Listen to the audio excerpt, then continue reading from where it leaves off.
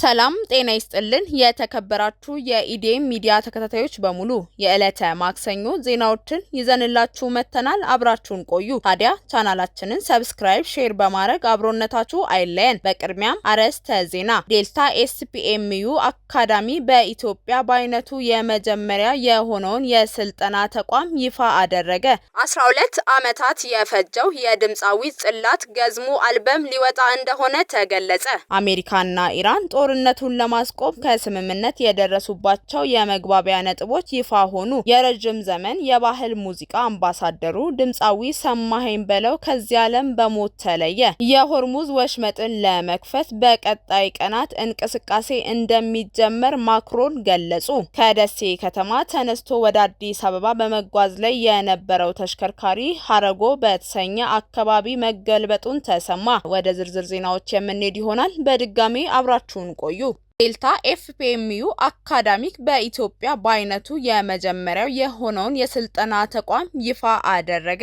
በኢትዮጵያ የውበትና የስነ ውበት ስታቲክስ ዘርፍ ላይ በስፋት እየተንቀሳቀሰ የሚገኘው ዴልታ ስታቲክስ ትሬኒንግ ኃላፊነቱ የተወሰነ የግል ማህበር አካል የሆነው ዴልታ ኤስፒኤምዩ አካዳሚክ ይፋዊ ምረቃ ስነስርዓቱንና ጋዜጣዊ መግለጫውን በትላንትናው ዕለት በደማቅ ሁኔታ በሞሞና ሆቴል አስመርቋል። የተቋሙ መስራችና ዋና ስራ አስፈጻሚ ወይዘሮ ኤደን ካሳሁን አሰፋ በምረቃው ላይ ባደረጉት ይፋዊ ንግግር አካዳሚው ለዓመታት በጽናት በእምነትና በከፍተኛ መስዋዕትነት የታለመ ትልቅ ህልም ውጤት መሆኑንም ገልጸዋል። ዋና ስራ አስፈጻሚዋ በንግግራቸው ዛሬ የምንከፍተው ተቋም ብቻ አይደለም፣ ዛሬ የምንጀምረው ትልቅ ህልም ነው በማለት የአካዳሚውን መከፈት ያበሰሩ ሲሆን ተቋሙ በኢትዮጵያ የስነ ውበት ዘርፍ ላይ አዲስና ዘመናዊ አሰራር ይዞ ብቅ ማለቱንም ጠቁመዋል። አክለውም ይሄ ራዕይ እንዲሳካ መነሻ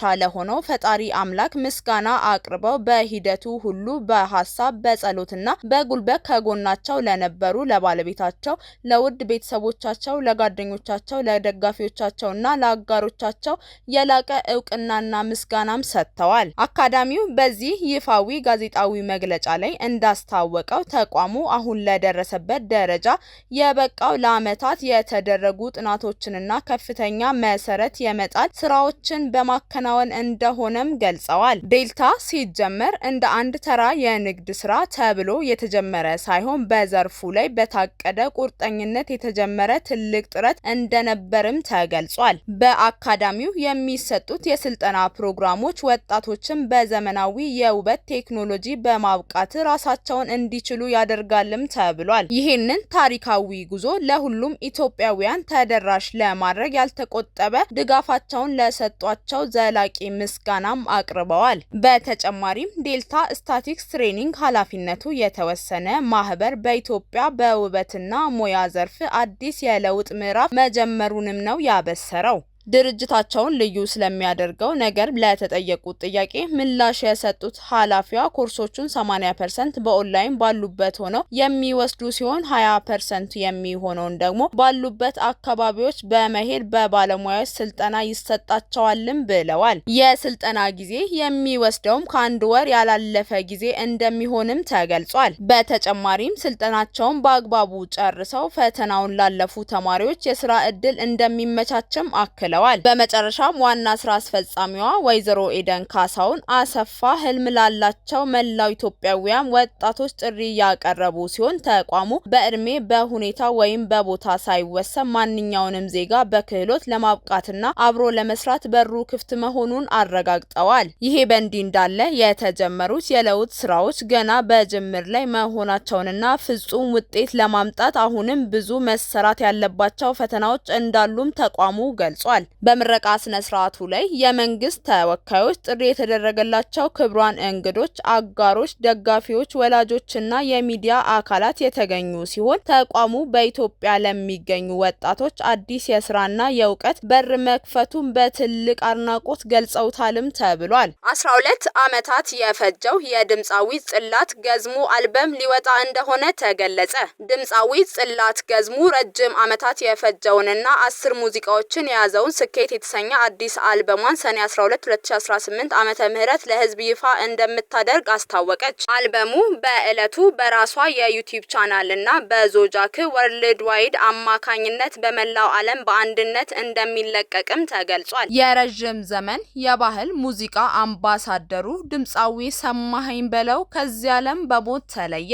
በሀገራችን የባህል ሙዚቃ ዘርፍ ታዋቂነትን ያተረፈው በብዙሃን ዘንድ ስሜ ባላገሩ እየተባለ በሚጠራው ተወዳጁ ድምጻዊ ሰማኸኝ በለው ህልፈት የተሰማንን ጥልቅ ሐዘን እንገልጻለን። ባደረበት የድንገተኛ ህመም ምክንያት በሕክምና ሲረዳ የቆየው ድምጻዊ በተወለደው በትላንትናው ዕለት ሰኔ 8 ቀን 2018 ዓመተ ምህረት በተደረገለት የሕክምና ክትትል ህይወቱ ማለፉን የቅርብ ቤተሰቦቹ አረጋግጠዋልም ተብሏል። የኢትዮጵያን ባህል ወግና ታሪክ የሚያንጸባርቁ በርካታ የሙዚቃ ስራዎችን ለአድማጮች ያበረከተው ድምጻዊው ሰማኸኝ በለው በሙዚቃ ኢንዱስትሪ ውስጥ የራሱን ደማቅ አሻራ ጥሎ ማለፍ የቻለ ከያኒ ነበር ተብሏል። ድምጻዊው ሰማኸኝ በለው ባለትዳርና የአራት ልጆች አባት እንደነበር ከቤተሰቦቹ የተገኘ መረጃ አመላክቷልም ተብሏል። የተወዳጁ ድምጻዊ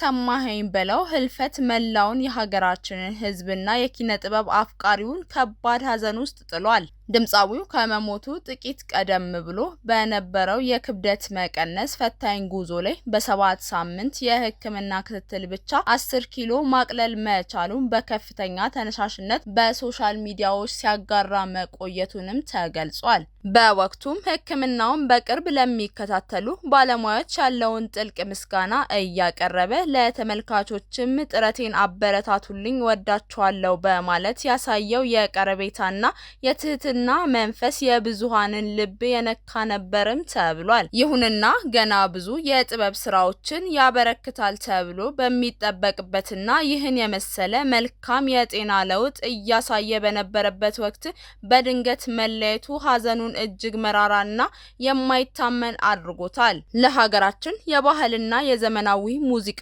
እድገት ያበረከተ ውብ አሻራና ያሳየ መልካም ስብዕና ሁልጊዜም በኢትዮጵያውያን ልብ ውስጥ በክብር ሲታወስ ይኖራል። ለወዳጅ ዘመዶቹ እንዲሁም ለመላው የኪነ ጥበብ አድናቂዎች በሙሉ መጽናናትንና ብርታትን እንመኛለን። በድጋሚ ለቤተሰቦቹ ለወዳጆቹና ለሙያ አጋሮቹ በሙሉ ፈጣሪ ጥንካሬውንና መጽናናቱን ይስጥልን፣ ነፍሱን በሰላም ያሳርፍልን ብለናል። አሜሪካና ኢራን ጦርነቱን ለማቆም ከስምምነት የደረሱባቸው የመግባቢያ ነጥቦች ይፋ ሆኑ። አሜሪካና ኢራን ከ3 ወራት በላይ የዘለ ለቀው ጦርነት ለማስቆም የሚያስችል ስምምነት ላይ መድረሳቸውን አስታወቁ። በመካከለኛው ምስራቅ ብሎማ በመላው ዓለም ከባድ ቀውስን አስከትሎ የቆየውን ጦርነት ለማስቆም ለወራት ሲደረግ የነበረውን ድርድር አርብ ዕለት ስዊትዘርላንድ ውስጥ በሚካሄደው የፊርማ ስነ ስርዓት ይቋጫልም ተብሏል። አሜሪካና ኢራን ጦርነቱን እንዲቆም በደረሱት የመግባቢያ ስምምነት ላይ ሊባኖስን ጨምሮ በሁሉም ግንባሮች ጦርነት እንደሚቆምና የሆርሙዝ ወሽመጥ እንደሚከፈትም ተዘግቧል። ከደሴ ከተማ ተነስቶ ወደ አዲስ አበባ በመጓዝ ላይ የነበረው ተሽከርካሪ ሀረጎ በተሰኘ አካባቢ መገልበጡን ተሰማ። ከደሴ ከተማ ተነስቶ ወደ አዲስ አበባ በመጓዝ ላይ እያለ ሀረጎ በተሰኘው ጠመዝማዛ መንገድ ላይ ባጋጠመው የመገልበጥ አደጋ የ31 ሰዎች ሕይወት እንዲቀጠፍ ምክንያት የሆነው ተሽከርካሪ አሮጌ መሆኑን በቦታው ላይ ተገኝተው የተመለከቱት ፖሊሶች ገለጹ። ተሽከርካሪው የማርጀት ሁኔታ እንደሚታይበት ከቦታው የወጡ መረጃዎች ጭምር የሚያሳዩ ሲሆን በአካባቢው ያለፉ ተጓዦችም በበኩላቸው ይህንኑ ገልጸዋል። መኪናው ያረጀ ነው፣ እንዲህ ያለ መኪና ለምን ጉዞ ይገባል የሚሉ ጥያቄዎችንም ሲጠይቁ ተሰምተዋል። የአደጋውን ሁኔታ ለማየት በቦታው ተገኝተው የነበሩት የመምሪያው ሕዝብ ግንኙነት ክፍል ኃላፊ ኢንስፔክተር አለባቸው ደምሰው የአደጋው መንስኤ ገና በትክክል እንዳልታወቀና ገና የተጣራ መሆኑን ገልጸው ተሽከርካሪው አሮጌ መሆኑን ግን መመልከታቸውን ተናግረዋል። ኃላፊው መኪናው የቆየ መኪና እንደሆነ ገልጸዋል። ካቻማሌ የሚባለው መኪና ነው ብለው የተናገሩት ኃላፊው በቦታው ተገኝቼ ያየሁት እሱን ነው ብለው ከታች ደቀቅ ያለ ነገር ያለው በጣም ከፍተኛ ጉዳት ነው የደረሰበትም ሲሉ ተናግረዋል። በሌላ በኩል በተለምዶ ሀረጎ በመባል በሚጠራው አካባቢ የሚገኘው ይሄ የመንገድ ክፍል ኤስ ምልክት ያለው ጠመዝማዛና ገደላማ የመንገድ ክፍል ሲሆን ከዚህ ቀደም ተደጋጋሚ አደጋ ደርሶበት የሰዎች ሕይወት ተቀጥፏል፣ የንብረት ውድመትም ደርሷል ተብሏል። መንገዱ ተደጋጋሚ አደጋ የሚደርስበት ነው። ከዚህ አኳያ የተለየ የሚያስፈልገው ትኩረት እንዳለ የጠየቁት ኢንስፔክተር አለባቸው ሀረጎ መንገድ የታወቀ ነው፣ ጥንቃቄ የሚሻው መንገድ ነው።